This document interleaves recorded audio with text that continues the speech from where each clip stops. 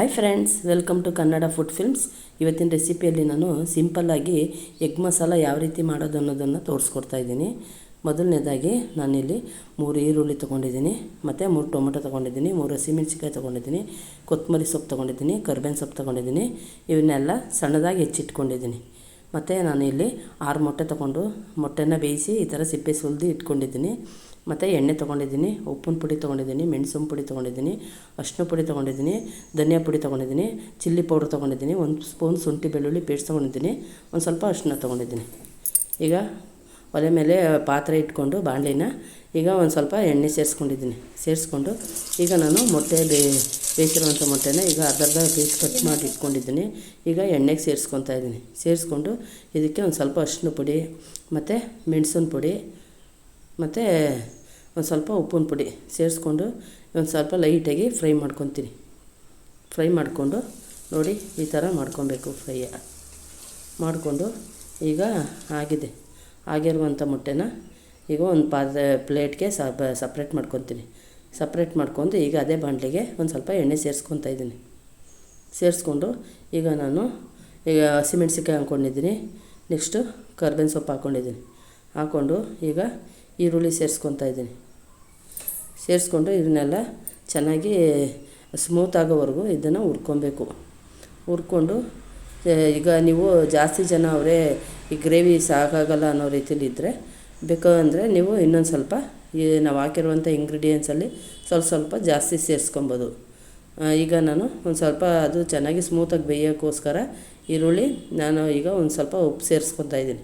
ಸೇರಿಸ್ಕೊಂಡು ಇವನ್ನೆಲ್ಲ ಚೆನ್ನಾಗಿ ಈ ಥರ ಕೈ ಆಡಿಸಿ ಚೆನ್ನಾಗಿ ಹುರ್ಕೊಬೇಕು, ಸ್ಮೂತ್ ಆಗೋವರೆಗೂ ಹುರ್ಕೊಂಡು ಈಗ ನಾನು ಒಂದು ಸ್ಪೂನು ಶುಂಠಿ ಬೆಳ್ಳುಳ್ಳಿ ಪೇಸ್ಟ್ ಸೇರಿಸ್ಕೊತಾ ಇದ್ದೀನಿ. ಇದು ಹಸಿ ಸ್ಮೆಲ್ಲೆಲ್ಲ ಹೋಗೋವರೆಗೂ ಇದನ್ನು ಚೆನ್ನಾಗಿ ಈ ಥರ ಕೈ ಆಡಿಸಿ ಹುರ್ಕೊಬೇಕು. ಈಗ 1.5 ಸ್ಪೂನ್ ನಾನು ಚಿಲ್ಲಿ ಪೌಡ್ರ್ ಸೇರಿಸ್ಕೊಂಡಿದ್ದೀನಿ. ನೆಕ್ಸ್ಟು ಈಗ ಒಂದು ಅರ್ಧ ಸ್ಪೂನು ಗರಂ ಮಸಾಲೆ ಸೇರಿಸ್ಕೊತಾ ಇದ್ದೀನಿ. ಸೇರಿಸ್ಕೊಂಡು ಈಗ ನಾನು 1 ಸ್ಪೂನು ಧನಿಯಾ ಪುಡಿ ಸೇರಿಸ್ಕೊಂಡಿದ್ದೀನಿ. ಒಂದು 1/4 ಟೀ ಸ್ಪೂನಷ್ಟು ಇದು ಮೆಣಸು ಪುಡಿ ಸೇರಿಸ್ಕೊಂಡು ಇದನ್ನೆಲ್ಲ ಘಾಟ್ ವಾಸನೆ ಹೋಗೋವರೆಗೂ ಚೆನ್ನಾಗಿ ಹುರ್ಕೊಂಡು ಈಗ ನಾನು ಮನೆಯದೇ ಖಾರ ಪುಡಿ ಇರ್ತದಲ್ಲ, ಆ ಖಾರ ಪುಡಿನ ಒಂದು 1/4 ಟೀ ಸ್ಪೂನಷ್ಟು ಸೇರಿಸ್ಕೊತೀನಿ. ಒಂದು ಅರ್ಧನಾರು ಸೇರಿಸ್ಕೊಬೋದು, ಒಂದು 1/4 ಸೇರಿಸ್ಕೊಬೋದು. ಅಂದರೆ ಖಾರ ಯಾವ ರೀತಿ ಬೇಕು ಅನ್ನೋ ರೀತಿಲಿ ಹಾಕ್ಕೊಬೇಕು. ಈಗ ನಾನು ಸೇರಿಸ್ಕೊಂಡು ಇದನ್ನೆಲ್ಲ ಘಾಟ್ ವಾಸನೆ ಹೋಗೋವರೆಗೂ ಹುರ್ಕೊತಾ ಇದ್ದೀನಿ. ಹುರ್ಕೊಂಡು ಈಗ ನಾನು ಟೊಮೊಟೊ ಸಣ್ಣದಾಗಿ ಹೆಚ್ಚಿಟ್ಕೊಂಡಿದ್ದೀನಲ್ಲ, ಟೊಮೊಟೊನು ಸೇರಿಸ್ಕೊಂಡು ಇದನ್ನೆಲ್ಲ ಚೆನ್ನಾಗಿ ಈ ಥರ ಹುರ್ಕೊಬೇಕು. ಅದು ಸಾಫ್ಟ್ ಆಗೋವರೆಗೂ ಈ ಥರ ಚೆನ್ನಾಗಿ ಹುರ್ಕೊಬೇಕು. ಯಾಕೆಂದರೆ ಅದು ಎಲ್ಲ ಚೆನ್ನಾಗಿ ಸ್ಮೂತಾಗಿ ಬೇಯಬೇಕು. ಅದು ಚೆನ್ನಾಗಿ ಬೆಂದಾಗಲೇ ನಾವು ಮೊಟ್ಟೆ ಸೇರಿಸ್ಕೊಳ್ಳೋಕ್ಕಾಗೋದು. ಈಗ ನಾನು ಒಂದು ಅರ್ಧ ಗ್ಲಾಸಲ್ಲಿ ಒಂದು ಅರ್ಧ ಗ್ಲಾಸ್ ನೀರು ಸೇರಿಸ್ಕೊಂಡು ಇದು ಎಲ್ಲ ಸಾಫ್ಟ್ ಆಗೋಕ್ಕೋಸ್ಕರ ನೀರು ಹಾಕ್ಕೊಂಡು ಬೇಯಿಸ್ಕೊತಾ ಇರೋದು. ನೋಡಿ ಈ ಥರ ಬೇಯಿಸ್ಕೊಬೇಕು. ಈಗ ನೋಡಿ ಆಗಿದೆ. ಈಗ ನಾವು ಆಗಿರುವಂಥದ್ದಕ್ಕೆ ಈಗ ಉಪ್ಪು ಸಪ್ಪೆ ನೋಡ್ಕೋಬೇಕು.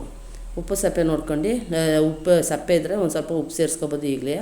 ಆದ್ದರಿಂದ ಉಪ್ಪು ಸಪ್ಪೆ ನೋಡಿಕೊಂಡು ಈಗ ನಾನು ಫ್ರೈ ಮಾಡ್ಕೊಂಡಿರುವಂಥ ಮೊಟ್ಟೆನ ಸೇರಿಸ್ಕೊತಾ ಇದ್ದೀನಿ. ಸೇರಿಸ್ಕೊಂಡು ಈಗ ನಾನು ಇದಕ್ಕೆ ಒಂದು ಸ್ವಲ್ಪ ಮೆಣಸಿನ ಪುಡಿ ಮತ್ತು ಈಗ ಉಪ್ಪಿನ ಪುಡಿ ಸೇರಿಸ್ಕೊತಾ ಇದ್ದೀನಿ.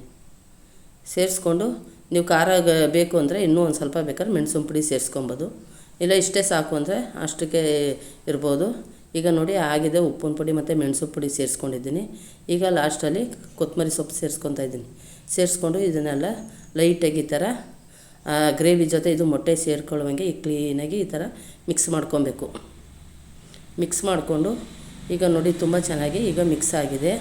ಈಗ ಅದು ಉಪ್ಪು ಖಾರ ಅದ್ರ ಜೊತೆ ಎಲ್ಲ ಸೇರಿದಾಗ ತುಂಬ ಚೆನ್ನಾಗಿ ಟೇಸ್ಟಿಯಾಗಿ ಬರ್ತದೆ ಗ್ರೇವಿ. ಈಗ ನೋಡಿ ನಾನು ಮಾಡಿರುವಂಥ ಈ ಎಗ್ ಮಸಾಲ ಇಷ್ಟ ಆಗಿದ್ರೆ ಲೈಕ್ ಮಾಡಿ, ಶೇರ್ ಮಾಡಿ, ಪ್ಲೀಸ್ ಸಬ್ಸ್ಕ್ರೈಬ್ ಆಗೋದು ಮರಿಬೇಡಿ.